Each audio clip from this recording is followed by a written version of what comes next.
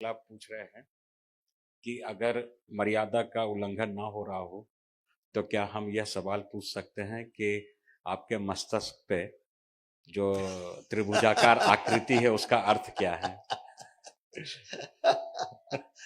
हाँ, नहीं, अच्छा है। और आज सुबह ही हमें माँ बता रही थी कि आज तुमसे ये सवाल जरूर होगा।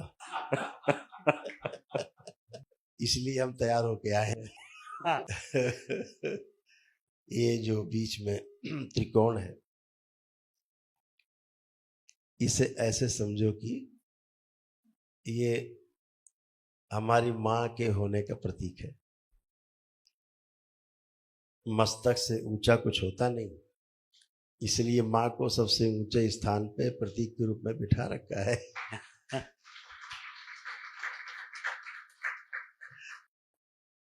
और जो ये त्रिपुंड है, ये कुछ होता ही नहीं, है ही नहीं। त्रिपुंड की गोद में जो है नहीं वो विद्यमान है।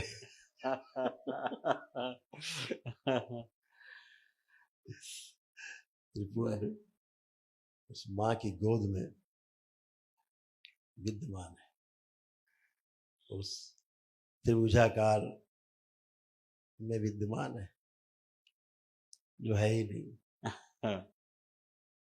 तो ये जो त्रिगुणात्मक सत्ता है, त्रिपुंड उसका ऊपर जो ये त्रिकोणात्मक जो आप देख रहे हैं त्रिभुज, वो त्रिगुणात्मक सत्ता है। और इससे इसके बीच से निकलने का रास्ता भी माँ के ही पास है। जी यही आपको बीच से निकालने का रास्ता देगी। तो जो है नहीं वहां तक आप पहुंच जाएंगे। कई अर्थ लिए हुए हैं जी।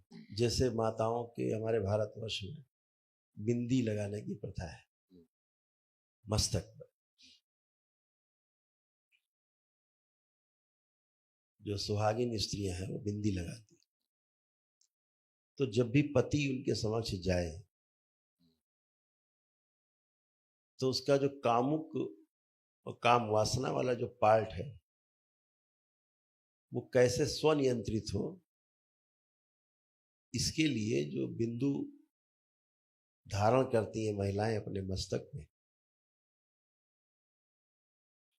तो पुरुष को ये बार बार ध्यान आए कि हमको यहां पर अपने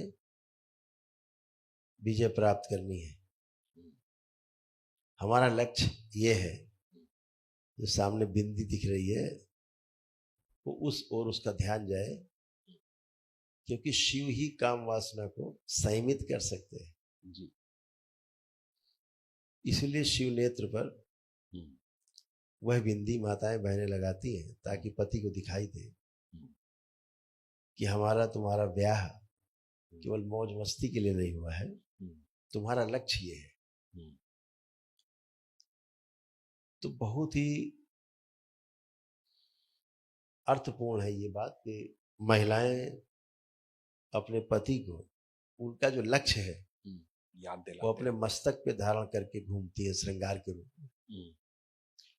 तो व्यक्ति कामुकता से भी संयमित रहता है जी, क्योंकि उसका लक्ष्य बार बार दिखता है सामने। जैसे ही पत्नी का चेहरा देखता है तो बिंदी दिखती है। बिंदी मतलब बिंदु मतलब अपना आज्ञा चक्र जी। मतलब अभी हम इस आज्ञा चक्र अर्थात अभी हम इसके गुलाम हैं मन के।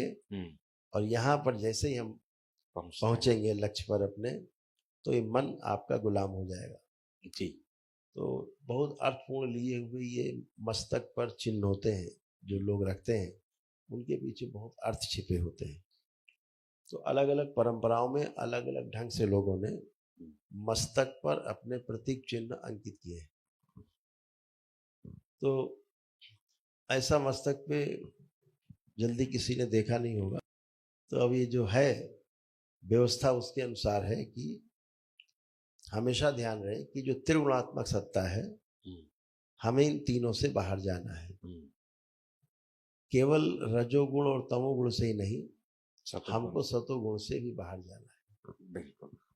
एक भी गुण इसमें रह गया तो दोबारा से जन्म होगा और मृत्यु लोक से पार नहीं हो सकते। तीनों से पार जाने के पश्चात ही 84 लाख योनियों के जन्म मरण के बंधन से मुक्ति मिलती है। तब जो है नहीं, जो उसके पीछे त्रिपुंड है, जो है नहीं, वहां आदमी समाहित होता है। ये इसका अर्थ है।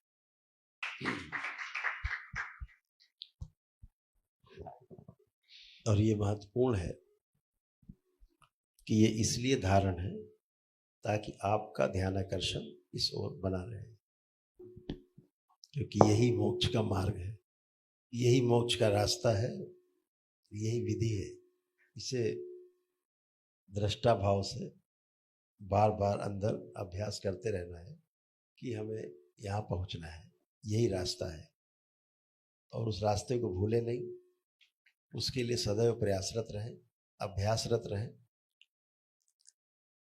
ताकि लक्ष्य को प्राप्त हो सके।